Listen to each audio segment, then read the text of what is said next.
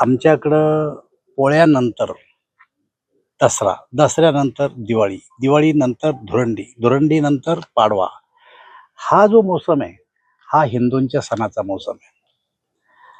आता प्रामुख्यानं मुलं, मुली आणि ज्येष्ठ नागरिक सुद्धा काही सणामध्ये भाग घेतात. आणि काही कारण नसताना सगळेच मुस्लिम नाही, पण काही विध्वंसक लोक त्यामध्ये शिरून काही घटना घडवण्याचा प्रयत्न करतात. आणि मागचा इतिहास पाहता अशा गोष्टी घडलेल्या आहे. सरसगट आम्ही सगळ्याला दोष देत नाही, पण एकानं केलं तर त्याच्यामध्ये सगळेच येतात. त्यामुळे काळजीचा भाग म्हणून अशा प्रकारचं जर आव्हान केलं असेल तर त्यामध्ये गैर काही नाही असं मला स्वतःला वाटतं. त्यांनी त्यांचे धार्मिक सण करावं, समाजात त्यांनी त्यांचे धार्मिक सण करावं, आम्हाला आमचे धार्मिक सण करू द्यावं. एकमेकांमध्ये इंटरफेअर करू नये, हा त्या पाठीमागची भावना आहे. यामध्ये काही कोणाबद्दलचा द्वेष निर्माण करण्याची भावना नाही आहे. काल योगीजीने यांनी सांगितलं बागेश्वर बाबांनी की जर तुम्ही देशप्रेमी आहे तर राष्ट्रगान म्हणा ना सगळ्या ठिकाणी, चर्चमध्ये म्हणा, मस्जिदमध्ये म्हणा, मंदिरात म्हणा, जनगण मन म्हणाला काय हरकत आहे, वंदे मातरम म्हणाला काय हरकत आहे, मला समजतच नाही.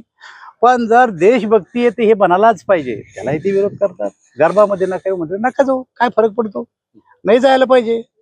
जर मला कुठं बोलवलं तर मी जाईल, मला नाही बोलवलं तर मी जाणार नाही. तुम्हाला बोलवलं तर जा, आणि न बोलावं तर जाता, याचा अर्थ तुमच्या पोटात काहीतरी काळा आहे.